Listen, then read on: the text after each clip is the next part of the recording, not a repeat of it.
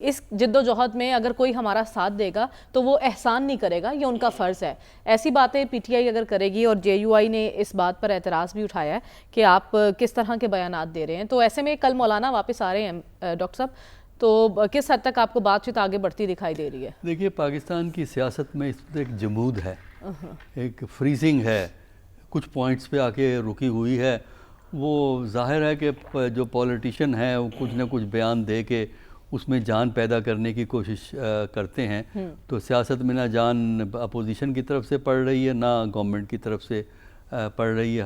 ہر کو اپنا اپنا مسئلے پڑے ہوئے ہیں، گورنمنٹ کے اپنے مسئلے ہیں، اپوزیشن کے اپنے مسئلے ہیں۔ جہاں تک پی ٹی آئی کا تعلق ہے، پی ٹی آئی ایک جو ہے نا اس وقت ایک کئی محاذوں پہ اسے اپنے آپ کو چلانا ہوتا ہے۔ ایک تو مقدمے چل رہے ہیں، پیشیاں ہو رہی ہیں، ایف آئی اے کی انویسٹیگیشنز ہو رہی ہے، اچھا وہ ایک سیریز چل رہی ہوتی ہے، اچھا دوسری سیریز چل رہی ہوتی ہے کہ جو ہے پارٹی کو کس طرح چلانا ہے، پارٹی کے اندر خلفشار موجود ہے۔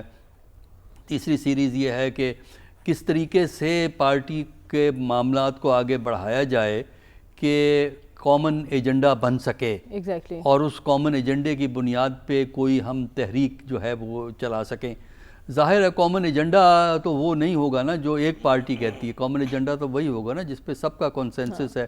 تو یہ ایشو کہ وہ جو ہے اسٹیبلشمنٹ کو ٹارگٹ نہیں کرنا چاہتے، وہ اسٹیبلشمنٹ کو ٹارگٹ کرنا چاہتے ہیں، یہ بیان بازیاں تو چلتی رہیں گی، لیکن بعد میں اگر کبھی موومنٹ چلی تو وہ تو اس میں تو بڑا کلیئر ہوگا نا کہ کس کو آپ ٹارگٹ کر رہے ہیں، کس کو آپ فوکس کر رہے ہیں۔ عام طور پہ ٹارگٹ تو گورنمنٹ کو کیا جاتا ہے، کیونکہ آپ چاہتے ہیں کہ نئے الیکشن ہوں، اور نئے الیکشن کے لیے گورنمنٹ پہ پریشر بلڈ کرنا، گورنمنٹ کے لیے مشکلات پیدا کرنا وہ ہوتا ہے۔ ابھی 11 تاریخ کو میرا خیال ہے پریزیڈنٹ صاحب ایڈریس کریں گے جوائنٹ سیشن کو، پتہ نہیں 11 کی آج بات ہوئی، پہلے 10 تھا، پہلے 11 کو کہہ رہے تھے، تو خیر 10 یا 11 کو۔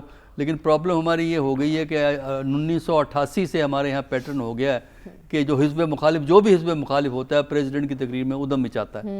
یعنی 1988 سے ہم یہ چیز دیکھ رہے ہیں، کبھی پیپل پارٹی اور پی ایم ایل این کرتے تھے، اب پی ٹی آئی وہ کام کرتی ہے۔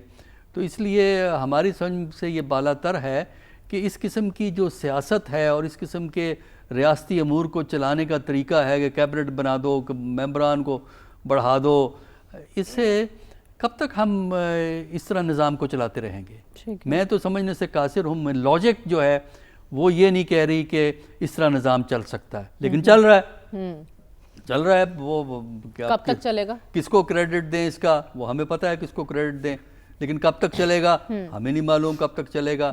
لیکن نظام اس طرح نہیں چل سکتا۔ پاکستان کے اندر جو اس وقت پالیٹکس ہو رہی ہے، جو حکومتیں چل رہی ہیں، یہ ایک ایب نارمل سچویشن ہے، ہم اس کو ماننے کو تیار نہیں ہیں، تو اس سے کوئی حقیقت بدل تو نہیں جاتی نا۔ وہ تو ہمیں تو پتہ ہے کہ الٹیمیٹلی اس نظام نے کولیپس کرنا ہے، کیونکہ جو نظام اپنے پاؤں پہ کھڑا نہ ہو، جو نظام انکلوسیونیس کی پالیسی کو نہ چلتا، انکلوسیونیس سے ہماری مراد یہ ہوتی ہے کہ زیادہ سے زیادہ لوگوں کو سیاسی عمل کا حصہ بنایا جائے۔ ہمارا اسٹریٹجی ہے کہ ان کو حصہ عمل سے نکال دیا جائے، اچھا، اور جو یہ نکالنے کا جو عمل ہوتا ہے اس سے جمہوریت کا بھی فروغ نہیں پاتی، اس سے جمہوریت کو نقصان پہنچتا ہے۔ تو میرے نزدیک جو اصول اور قاعدے کے مطابق اگر دیکھا جائے، پاکستان کا یہ نظام زیادہ عرصہ چل نہیں سکتا، لیکن ظاہر ہے کہ جو نظام جو ڈیپینڈ کرتا ہے چند لوگوں کی خواہشات پہ، اور وہ نظام کو چلایا بھی جا سکتا ہے۔ کوئی تو ہے جو نظام ہستی چلا نہیں، دیکھیں نا، نظام ہستی جو چلا رہا ہے وہ اس لیے کہ جب نظام کی بنیاد محدود ہو نا تو وہ نظام طویل عرصہ بھی چل سکتا ہے، کیونکہ اس بنیاد تک پہنچنا مشکل ہوتا ہے۔ جس نظام کی بنیاد عوام کی کانسنٹ پہ ہو، اس نظام کو چیلنج کرنا آسان ہوتا ہے، کیونکہ اس میں پھر آپ عوام کو موبلائز کرتے ہیں۔ لیکن اس وقت پی ٹی آئی کی بھی یہ دیرینہ خواہش ہے کہ یہ سسٹم نہ چلے، اور اس سلسلے میں وہ مولانا کو ساتھ ملانا چاہتے ہیں۔ انہیں لگتا ہے مولانا وہ پلر ثابت ہوں گے جس سے ہم اس حکومت کو گھر بھیج سکتے ہیں۔ ڈاکٹر صاحب، اس سے پہلے ہمیشہ پاکستان کے کردار پر سوالات اٹھائے گئے ہیں دہشت گردی کو لے کر، اب پاکستان کے کردار کو سراہا جانا، وہ بھی امریکہ کی جانب سے، اس پیغام کو کس انداز سے ہمیں دیکھنا چاہیے؟ کہ پاک امریکہ تعلقات کی نوعیت پر اس کے مثبت اثرات ہوں گے؟ میرا خیال ہے ہمیں ایک حقیقت پسندانہ رویہ اختیار کرنا چاہیے. ہم بڑی جلدی خوش بھی ہو جاتے ہیں, بڑی جلدی ناراض بھی ہو جاتے ہیں. یہ ایک اچھی بات ہے کہ جو ٹرمپ کا دور ہے وہ ایک اچھی بات پہ, ایک پازیٹیو بات پہ شروع ہوا ہے کہ پاکستان نے ٹیررزم میں کوآپریٹ کیا اور امریکہ نے اس کو اپریشیٹ کر دیا. لیکن اس بات کو اوور پلے نہ کریں کہ اس نے تعریف کی تو پرائم منسٹر صاحب ہمارے بھی اور دوسرے لوگ بھی تعریف کر رہے ہیں, نیا دور کی بات کر رہے ہیں. کوئی نیا دور وور اس طرح نہیں ہوا کرتا.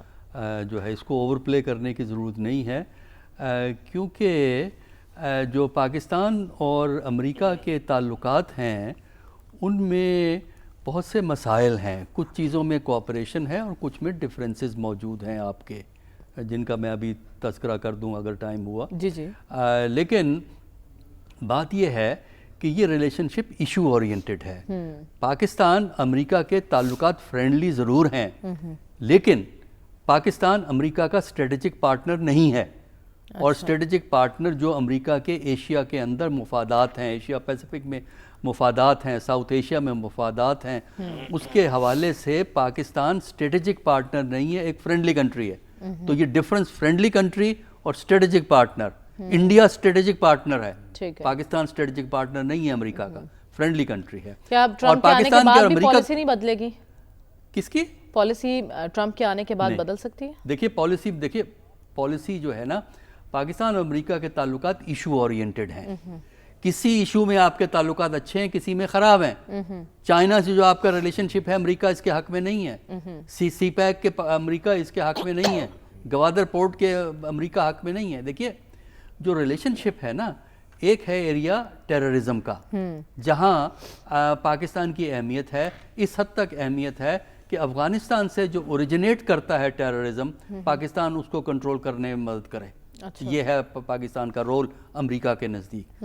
دوسرا ایشو جو پاکستان کے لیے اہم ہے امریکہ کے پوائنٹ آف ویو سے, وہ یہ ہے کہ انڈیا پاکستان کی جنگ نہ ہو, کیونکہ دونوں نیوکلیئر پاورز ہیں. تیسرا امریکہ کا مفاد جو ہے یہ ہے کہ پاکستان میں سٹیبلٹی ہو, کیونکہ پاکستان ایک نیوکلیئر ویپن پاور ہے.